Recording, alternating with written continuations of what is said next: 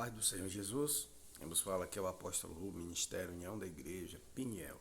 O livro de João, Evangelho, capítulo 7, e o versículo 2 em diante diz o seguinte: Mas ao se aproximar a festa judaica das cabanas, os irmãos de Jesus lhe disseram: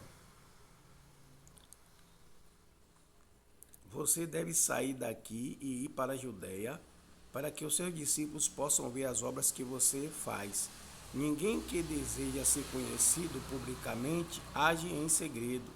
Visto que você está fazendo essas coisas, mostre-se ao mundo, pois nem os seus irmãos criam nele.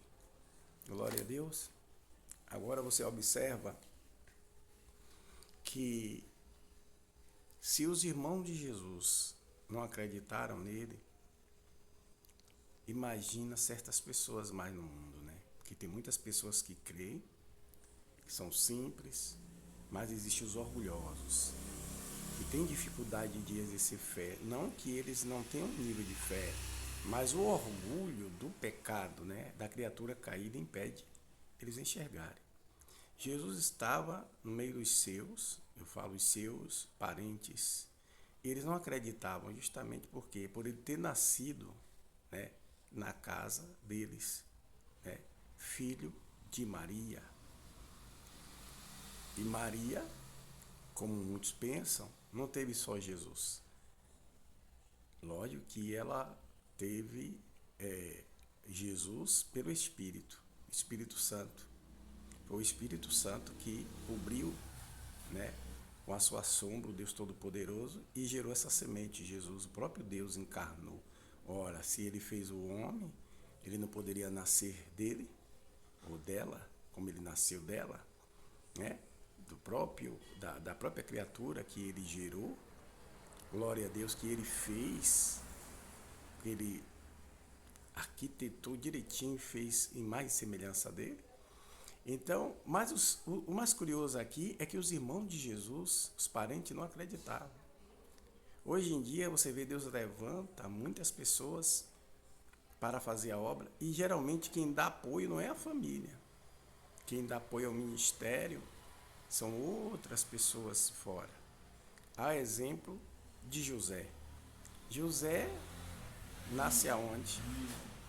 Então, e ele teve apoio de quem?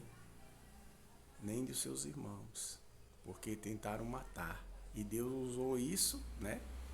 Esse intento deles de ruim, de mau caráter, de matá-lo por causa de inveja, para levantá-lo o governador lá na frente. Mas quem creu nele? Quem acreditou? Primeiro Deus, que investiu nele, e os egípcios. Eles acreditaram. E através dessa porta eles foram abençoados de toda a terra. E Jesus, sendo Deus, nem os irmãos dele criam nele. Muitas vezes Deus levanta alguém, né, para interceder, para abençoar, e a própria família não crê. Isso aqui eu não estou falando porque de família A, B e C. Isso que eu estou falando é uma verdade bíblica. Está aqui, ó, que os irmãos de Jesus não acreditavam, né? Mas isso não impede o propósito de Deus se manifestar. Isso não impediu e não impede, não impedirá o propósito de Deus se manifestar na vida de cada um. Mesmo que os seus parentes não acreditem, mesmo que a sua família não acredite, permaneça firme. Fica firme. Se errou, não erre mais, né? Se pecou, não ande mais naquela vida. O passado ficou para trás, né? Você vê que Deus não absolveu nem a mulher de Ló, que olhou para trás e teve a sentença na hora, devido àquela, né, atitude de olhar para trás. Então não olhe mais para trás. Não importa que alguém um dia critique, diga que você é isso ou aquilo. Olha para Jesus. Você não pode viver uma vida incorreta, uma vida suja. Ou mesmo que você não viva essa vida, mas alguém ache de alguma forma, maneira de te acusar, não querem estar perto, porque não querem se corrigir, né? Não querem se corrigir, porque o seu ministério é diferenciado. Só em estarem rejeitando você é a prova de que seu ministério é diferenciado. Isso se você segue essa doutrina. Isso se você anda na palavra. Estou falando de doutrina de homem, de vestir aquilo ou calçar aquilo outro, ou vestir de tal cor ou outra cor, não. Eu estou falando do Evangelho de Jesus, a doutrina dos apóstolos, né? Glória a Deus, que não acrescenta dores. A doutrina de Jesus Cristo, por mais que atrai adversários, os expulsa também, os vence também, esmagando. Porque Jesus venceu todos os seus adversários. E eu vou lhe dizer algo aqui. A morte só matou Jesus porque ele sujeitou a ela. Porque a vida não pode ser morta, né?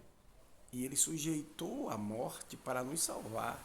Senão a morte não teria vencido Jesus ali. Vencido no sentido de levá-lo a óbito, matá-lo. Foi algo transitório, foi algo que ele permitiu durante aquele período até ele ressuscitar e triunfou sobre a morte. Mostrou que ele tem todo o poder e autoridade sobre qualquer coisa.